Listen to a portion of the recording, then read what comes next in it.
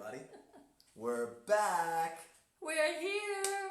Goldstein here. Jerusalem Jane here. Power duo in the most magnificent city in the world. The view we have from here is so unbelievable. My laundry. Past the laundry. Soon we're going to see some incredible figures here this week, right past the laundry. Absolutely. From what you just said on the Tom Trento show. That's incredible. The Vice President of the United States is going to be your neighbor. We are living in extraordinary times. We have the most interesting week coming up here in Israel. So while people are still signing up, and they are a lot faster over at your camera. What's up, guys? Hi, I'm Mark. What's up, everybody? So let's just say a little bit for people who might be a little bit, why are they looking here and here? Can you explain what's going on here? Well, our little TV studio? We don't really have the best lighting in here, and when the weather gets better, stay tuned. We're going to be doing this from outside in Jerusalem. It's going to be unbelievably dynamic.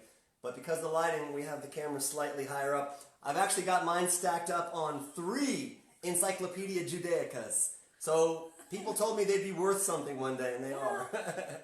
But yeah, I came in from my home in Judea, right across from Bethlehem, and I'm joining the magnificent Jerusalem Jane.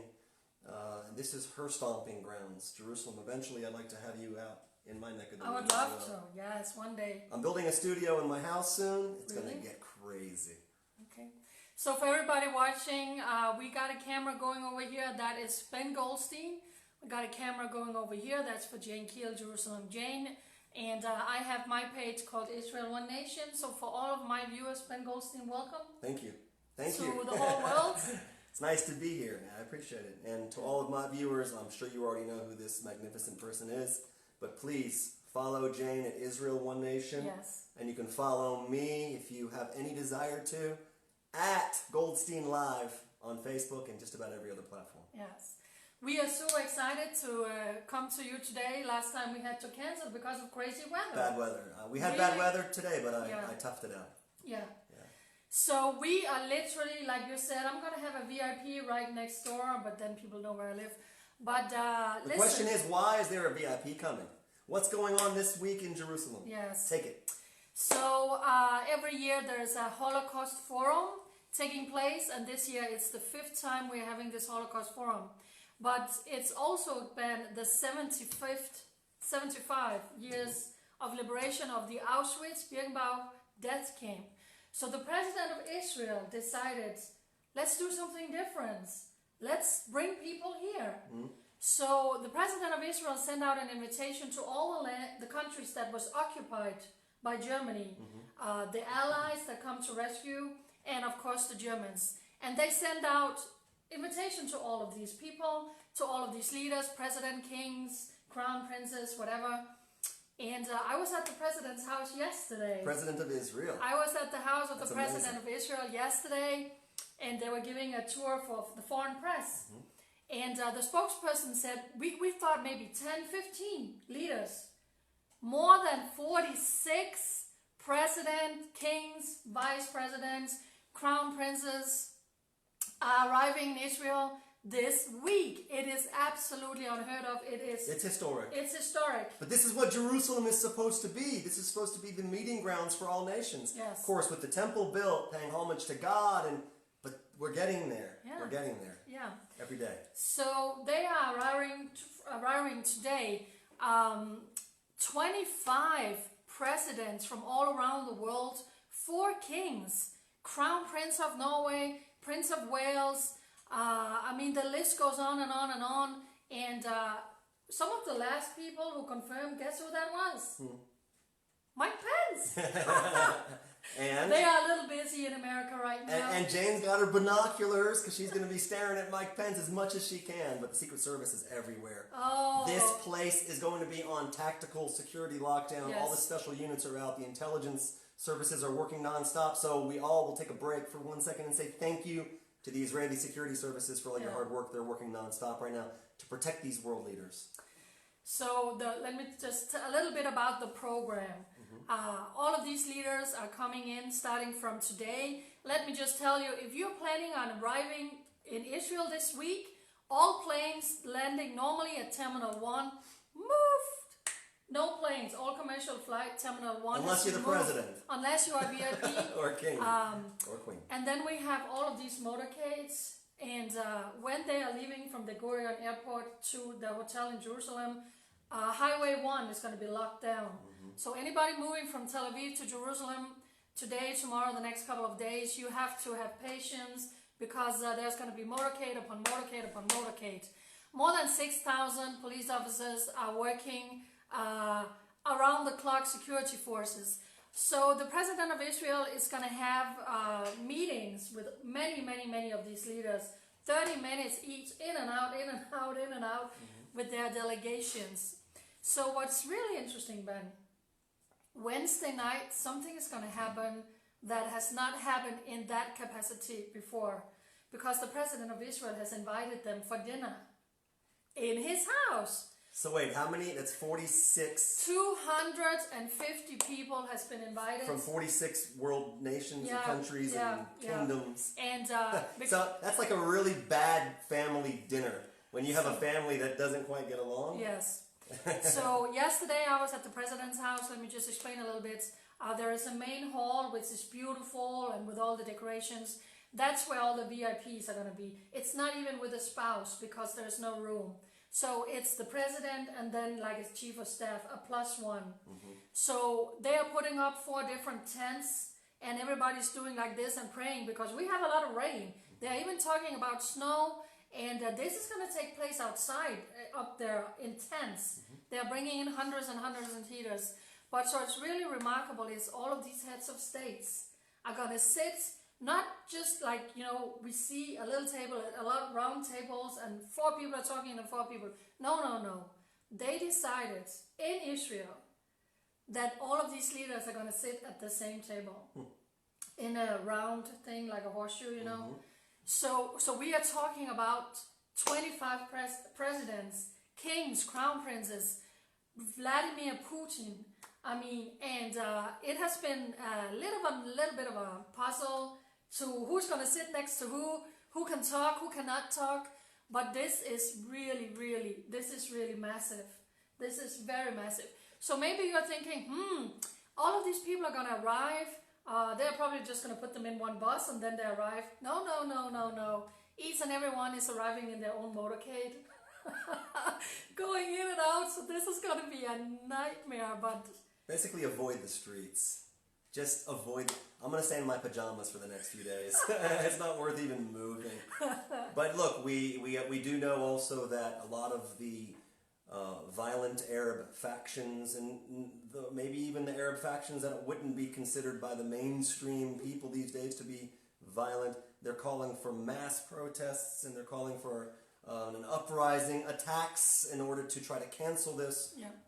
Once again, of course, the reason why the Arabs are calling, and not all the Arabs, but there are Arab parties out there that are calling for attacks, is because they're so afraid of normalization. They're so fearful of having these world leaders officially recognizing Israel as an entity that actually exists, as if it's, we're still in 1950s and there's no cell phones out there, as if Israel is still exporting oranges as our biggest commodity. It's time that they wake up and realize that when you have 46 world leaders coming to your capital, and it's interesting, this is taking place in Jerusalem, not in Tel Aviv. And I want to thank President Trump and Pompeo and all of that amazing organization, that machine in America that spearheaded this whole campaign for Jerusalem, your first name, in order so that these world leaders, again, normalization, they finally see, it's okay to come to Jerusalem officially. So, and that's what the Arabs are trying to stop right now. So I mean, that's behind the scenes. Even Prince Charles, Prince Charles is coming.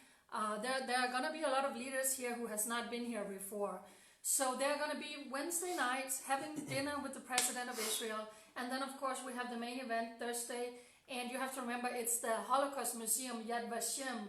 They are the one behind this. They are the ones who have this forum every year. And there are going to be several people speaking down there. The president of Israel, Benjamin Netanyahu. Vladimir Putin is going to be speaking. Mike Pence, the president of Germany. The heads of the allies, and then Germany, and then Israeli representative. There's going to be Holocaust, and this is probably going to be the most moving things because there's going to be Holocaust survivors in both of these events. There's going to be song singing. They're going to say the Kaddish, the prayer, and Holocaust survivors are going to lit some torches down there. So it's going to be a massive, massive event. So yeah, it's really, really interesting that they're coming, and Israel has never hosted this. This is absolutely unheard of. This is the biggest event ever. Never, I don't even know, I don't even know if any country has been able to pull this off. We are talking about the American vice president. We're talking about Vladimir Putin. We're talking about the president of Germany, Italy, France, Spain, kings. It's absolutely unheard of. And of all places in the whole world, where are they coming? Where are they coming? All of us that have a belief or faith in what our belief teaches us, no matter what side of that faith or belief we might be on, to see Jerusalem revitalized, not only physically, you can look out your window and see Jerusalem bustling, an entire train line being built, an entire new capital business park being built. It's incredible what's going on in this country, but on the same side of, or flip side of that coin is when 46 world leaders come to your capital. To me, it's a beautiful sign from above.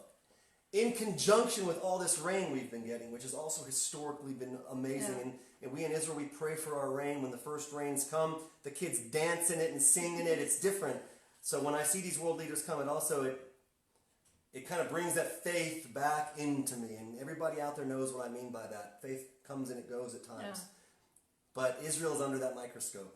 And it's beautiful to see. And what I am concerned with, though, is not necessarily... Of course, they're coming here for the 75th anniversary of the liberation of Auschwitz, which is very important. But as we spoke about on Tom Trento's show, what about the 74th liberation of Auschwitz, or the 73rd? Why didn't all these world leaders come then? I'm not knocking the fact they're coming. I think it's beautiful they're all coming here. It's unity. It's the whole goal. But I'll present to you a question that my friend Matt Zucker just asked before, which we asked earlier with Tom, was how many of these world leaders, after going to Yad Vashem, the Holocaust Museum in Jerusalem, after bowing their heads and tears dripping down, how many of them are going to go meet with Abu Mazen, Mahmoud Abbas, the Holocaust thesis writing, denying chairman in his 14th, 15th year of his 4-year presidency, his term as the head of PLO? I can answer. How many of them are going to go visit him, a Holocaust denier, somebody who calls for the genocide of the Jewish nation, somebody who every single time a Jew is slaughtered in this country, he pulls money out of his own fat pockets to pay the terrorists and their families? How many are going to go, on the one hand, and cry about the Holocaust in Jerusalem, then how many are going to go and speak to a Holocaust-denying dog after this ceremony? The way things are right now, but things always change. Vladimir Putin is going to be the first. Literally, when the event finish at Yad Vashem, Vladimir Putin is driving to meet Abu Mazen. Besides him, Prince Charles of England, the president of France is going to go, and the leader of Australia so far are the one who is... Let me just also say that the Palestinian Authority, they have a daily newspaper, and on Saturday there was an opinion piece where they are calling on all of their readers to go and attack and kill the Jews because they are so furious about this event. And they think, the headline actually was, just one murder could cancel this event. That's what we are talking about. So it's absolutely horrendous. Well, that's who we've been forced to sit with at the meat grinder peace negotiating table for as long as we can possibly remember. But that's definitely an issue as far as security as well. As we know, Jerusalem is going to be on lockdown. It already is. 6,000 security agents, officials, and that's not even including the intelligence network behind the scenes from multiple countries, Interpol, you name it. But where I live out in the hills of Judah, Yehuda, the hills of Judea across from Bethlehem, the assumption is that the Arabs in the outlying area are going to try to cause and create disturbances and attacks in order to create some type of ripple wave effect towards Jerusalem, to sow fear and to show their displeasure with Israel being the meeting grounds for the world leaders and world nations. So it's something that we're all preparing for. we're all standing up to prepare for. You know, Ben, I'm thinking, and I wrote a blog that's going to come out here within the next few days. Where's the blog? Where can the blog be? That's going to be on Breaking Israel News, but I'm going to share it on all my social media. Follow me on Jerusalem Gain, except on Facebook, that's Israel One Nation.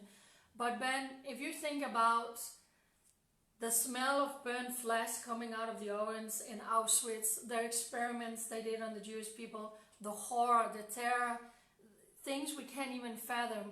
And the Jewish people, they literally crawled out of the camps and they came back to the nation that God called their own.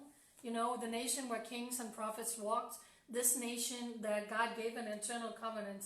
And here we are in 2020, and Israel is a superpower. Israel is a superpower, and why? Because God is blessing it. But also, like I wrote today, Israel, for the survivors of this day, you have to be freaking strong. You have to, otherwise the nation around you. So if you see, I wrote today, it's a superpower these nations are coming to. You are not victims anymore. You are not like a poor little nation. You are a superpower in the world.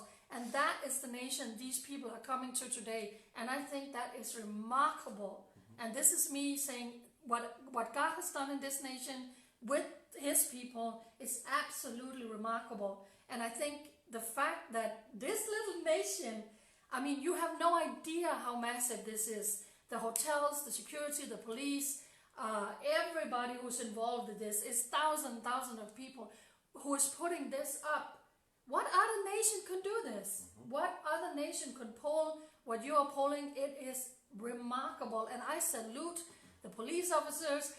I mean, just the fact in Ben Gurion Airport, who has to bring all of these in, it's really, really remarkable. I don't know what other nation could pull this off, well, but look, you did. I think what you said is poetic and beautiful, and it's the reason why we do what we do, because we believe in that, and because we know that we are on the right side of history. For instance, I'm going to call somebody out, Lauren Isaacs. Yes. Lauren Isaacs, I saw her just come on. Beyond everybody else, you are all amazing for even paying attention to this. Lauren is an individual, you know, we mentioned almost Israel has to be strong, and we have to be strong here because we're surrounded by those who despise us. People, Lauren and people like Lauren, that aren't here, but they are islands of Israel where they are surrounded by people who despise them, yet they get up every day, shoulders back, head high, big Jewish star on that awesome sweatshirt she got, and they walk right into the fight. Yeah. Not to go fight, but to stand up for what's right. Yeah.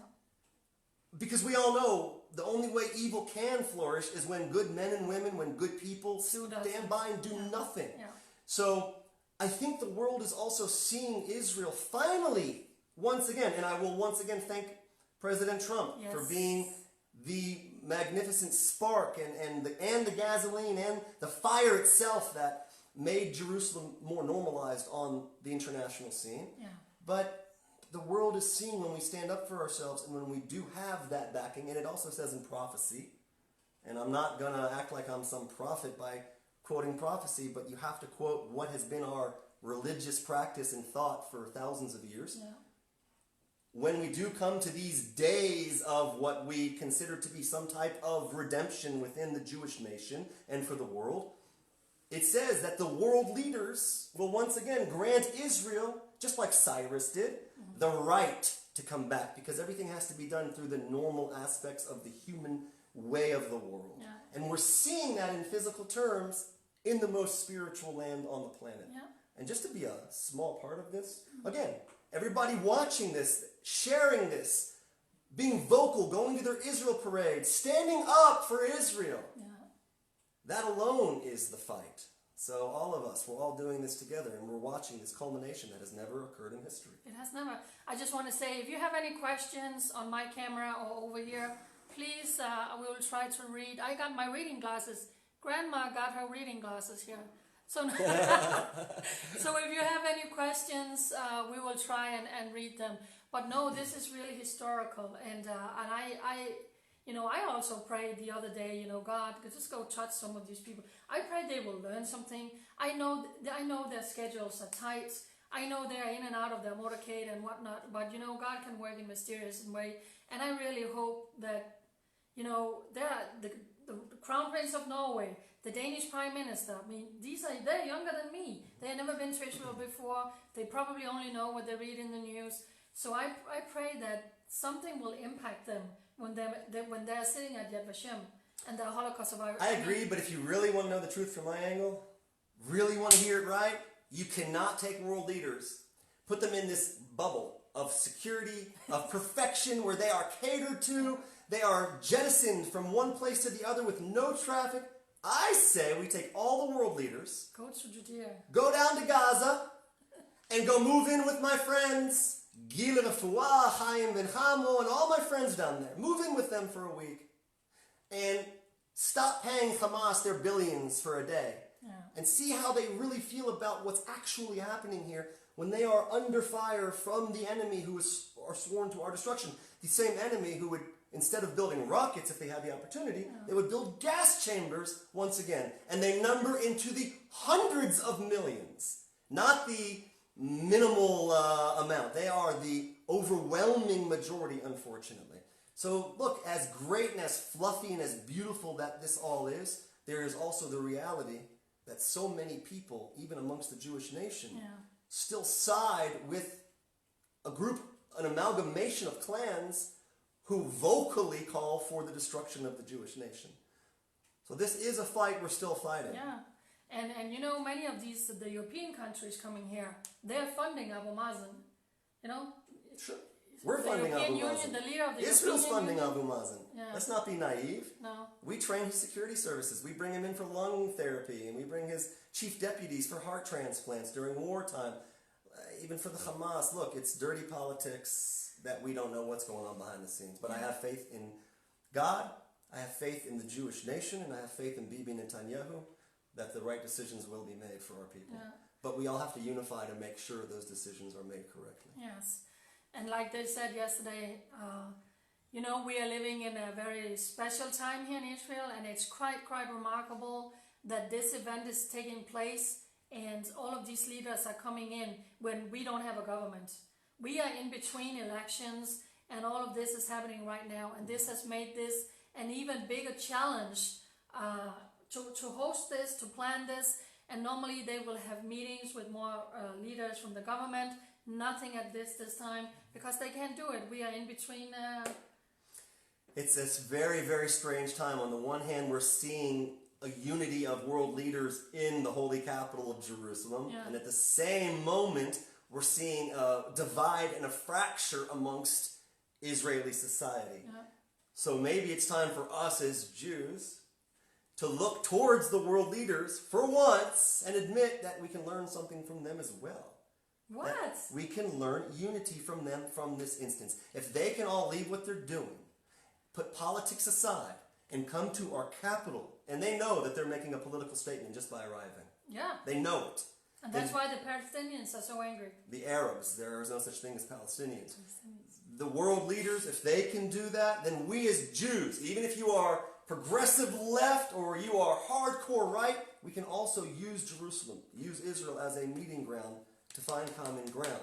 We have to. Yeah. Or this same meeting amongst world leaders won't happen again. Beyond that, does anybody have any questions as to what's going on around us on a day-to-day basis? Is anybody coming to Israel and you'd like to meet with Jane or myself? Please check out Jane on her blog, on her webpage, Israel One Nation. On Facebook, Israel One Nation, all other social media, Jerusalem Jane. Jerusalem Jane. Ben, question. Is it right versus left in Israel overall, like the U.S. now?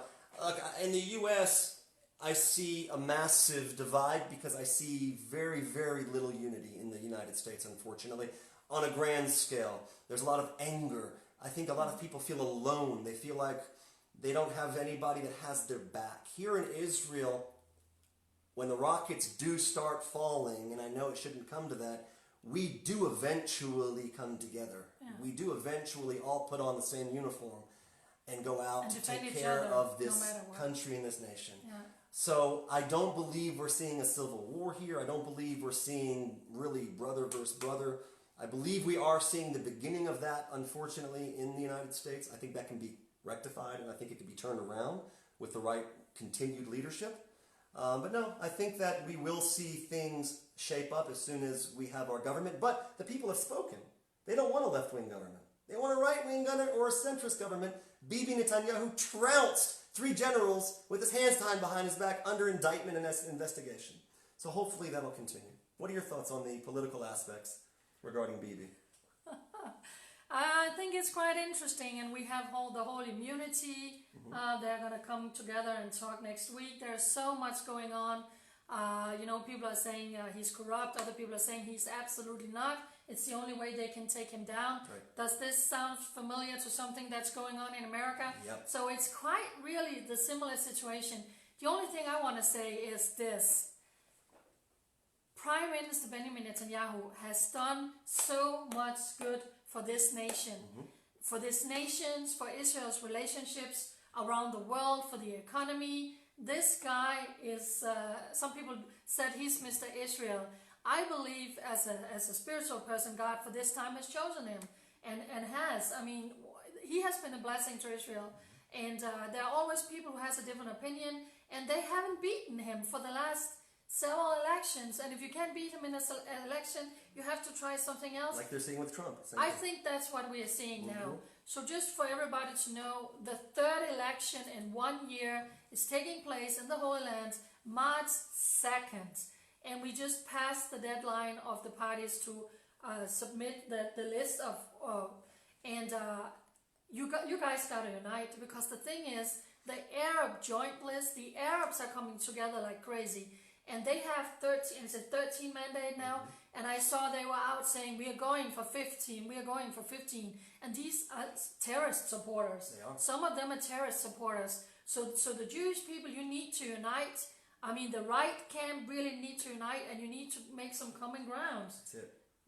Because the fact of them being the biggest, the 3rd biggest party in this nation is horrific. It is. It is. These are people that receive salaries because they're members of our parliament. They have security guards, drivers. They live high lifestyles, yet they walk hand in hand with the people who are at least more vocal on their end, the PLO and what have you, when it comes to calling for the destruction of the state of Israel. Yeah. And understand, when I say destruction of the state of Israel, it isn't just the destruction of the state. They don't just want to carve Israel and get rid of us living here. They want to kill all the people like you watching this who support and side with what we do.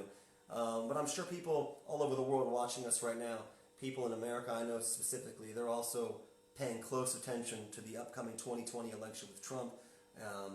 There hasn't really been a really good Democratic contender yet. So I know us and people like us, we're hoping... I don't know, but I know we're hoping things go well for Bibi. We're hoping and praying things go well for President Trump. I don't know how much more time we have. We have about 5 more minutes, so if there's 5-7 more minutes, anyone out there, someone is saying that's a good duo, Ben. God bless both of you. So I agree. I agree. The idea, somebody's writing about death penalty for terrorists, yes. And I agree, Batia, there should be death. What we're seeing is a tremendous lack of deterrence coming from Israel. And unfortunately, a lot of the Arab side feels that lack of deterrence, and they feel that they can do what they want, when they want, and get away with it.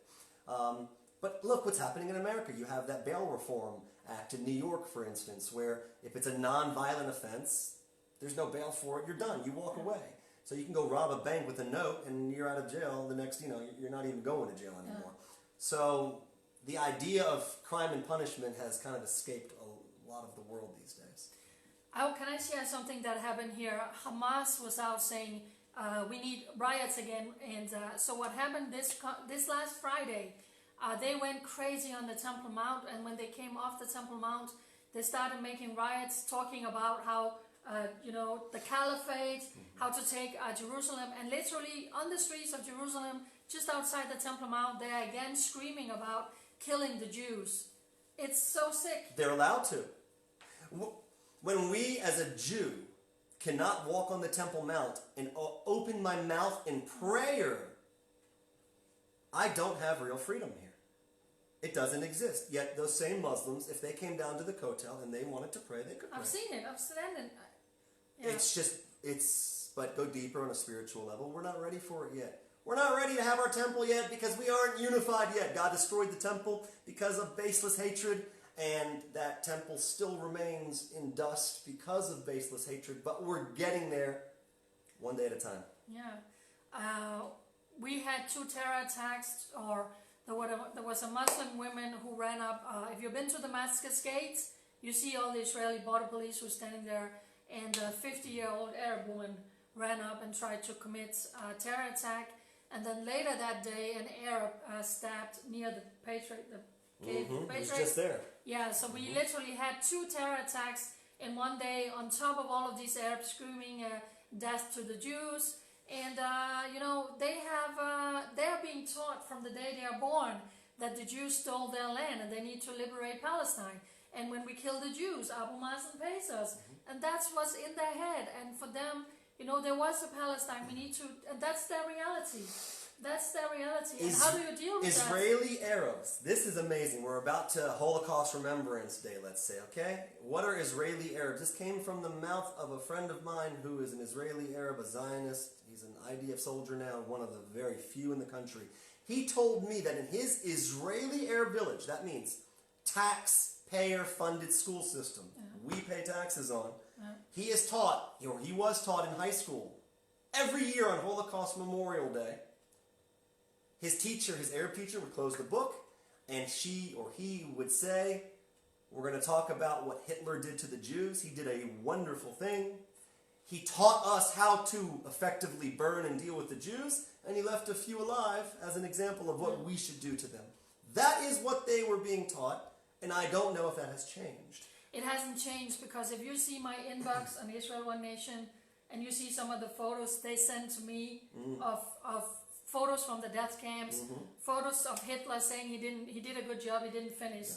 So this evil, the evil that caused the Holocaust, is still alive today. Evil has many faces. Oh, people in New York are feeling it. California, Florida, Europe. Yeah. It's Nazism. It's just speaking a different language. Yeah. And you know what? If you do feel it, and if you are scared from it, it's good because it's waking you up to do action. Get up. Take action. Make a plan. Learn to protect yourself vocally, spiritually, physically. Show your children what it means to be a proud Jew and stand up. And if you're not Jewish and you see Jews being assaulted, accosted, spit upon, then stand up for them just like I would expect I would do for you as well. Because that's what we do as brothers and sisters. Yeah. That's what we do. Yeah. But I think we're almost out of time. We have a few minutes left. Listen, Ben, tell everybody how they can follow you, and I'll do the same. And then if there's one more question, if you have one more question. Well, if you follow me too close, you may get in trouble, because I'm pretty alert and aware. But yeah, please, if you would like to see what I'm up to, all of my exploits. What are you up to? Helping IDF soldiers. I was on the Gaza border and Hebron yesterday with an amazing woman named Gina. And we, in one day, in 3 different locations, we gave medical trauma gear to an IDF undercover unit. Wow.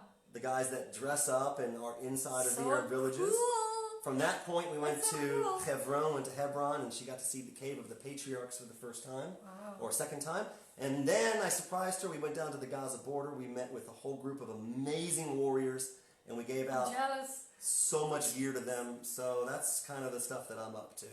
And if you want to help me help soldiers directly, please go to unitywarriors.com. You will see where it goes, and the soldiers are grateful.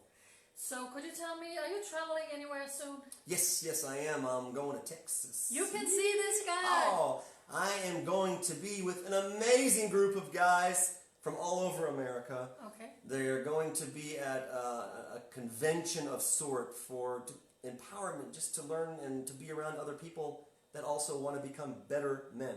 Okay. Want to become better husbands. Want to be able to confide amongst the group of men around them. And I think it's a beautiful thing. I'm going to be running a combat training session on that Sunday. It's going to be in Austin, Texas. From there I'm going to Dallas. I'll also be in Miami. And then I'm coming back to Texas 2 or 3 months later, so it's going to be incredible. Can people meet you? Yeah, of course. If I have time this trip, I'd love it. I'm going to be with that group. It's a private group. It's called Advance. I think this is their 13th session, 13th year they've been running this. Wow. It's an amazing essential oil company. Oh, wow. And they're global, and they love Israel. They love family. They're a good salt of the earth company, and I'd love to tell people who they are if they ask. Okay. They're a great business. So listen, we want to end this video by saying if any of you are coming to Israel, we're here. Yeah. We're here. And when the city is not on lockdown because Mike Pence is literally staying on the other side of my street, Mike Pence is going to be over here. I can't move for a week.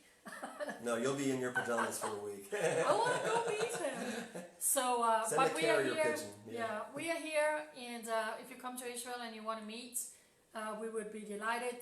Other than that, we want to end this video by saying that everybody can do something. So, you know, the Jewish people are telling me, Jane, we meet so much hate and the light, the indictments. So when you see something, for instance, there was a Danish travel agency who on one hand had travels to the Holy Lands, but they were also having travelers, you know, go see the occupation. I mean, something inside of me was like, no. And that's where I could do something. I wrote an email. I sent to people, this is where you can do something. So sometimes people are saying, but what can I do? I'm sitting in Austria. I'm sitting in Spain. There are so many things you can do. Write a letter if you see someone, you know, spreading lies or the propaganda. But mostly we want to encourage you as the very last thing. Come to Israel. You gotta have boots on the ground. Come and put your feet in the dirt and the sand and you will fall in love. You are walking in history. You are walking when kings and prophets walks. I promise you your life will change. There is no place like Israel. And the Jewish people, they are so loving and giving and caring and friendly. And I mean, this will transform your life. Yeah, and we'll have hummus together. It's delicious. Let's have falafel. If you are coming to Israel, check me out, goldsteinexperience.com. It'll hit you right in the soul and heart. And Jane also, she's available for private bookings for tours as unique and as one of a kind as they come. So please reach out to Jane, myself. If you're coming here and you need some information. If you come with groups, you want us to come and speak to a group, we will be delighted. So. Anyways, we want to say God bless each and every one of you from the holy city of Jerusalem. Jane, thank you for hosting me. I appreciate it. I want to go through all these trips with you. You're going to. We're going to be taking this outdoors as soon Yes. as that. We don't want the rain to stop, but as soon as it does, take a break. We're going to be outdoors doing some great videos. Yes. Yeah. God bless everybody. Pray for Israel and the Holy Land, and especially for this week with all of this, you know, that no terror, no nothing. Everything will go according to plan, and, you know, we salute all of these wonderful soldiers, policemen. I mean, they're going to camp out over here across the street, making a huge police headquarters, and, you know, they are doing so much good. They are working 24/7. When are they going to have time to take time off? There's always something going on. These guys don't even see their families. All they do is work. Yeah. That's all they do. Last thing I'll say is somebody asked me, Spartacus Maximus C, what's up, bro? He asked me, when is the third temple being built? And I will answer that. Oh. It's being rebuilt right now. Just by being a part of this, what we're doing, being a part of Israel, being a member of the nation, blessing the nation, having our own small little part. Each one of us is putting another brick in, and that's vital. So that's my answer, and I believe in that with all my heart. God bless you all. God bless everybody. Have a great day. When will we be back? Thank you, Daniel. I just saw PayPal. Thank you very much, brother. Thank you for stepping up as you always do to help out with the medical kits, trauma kits. All the guys are using them, so thank God for you. We really appreciate it. Anyways, we're out of here. Have a great evening, Good night everybody. from Jerusalem. Much love. Bye. Bye.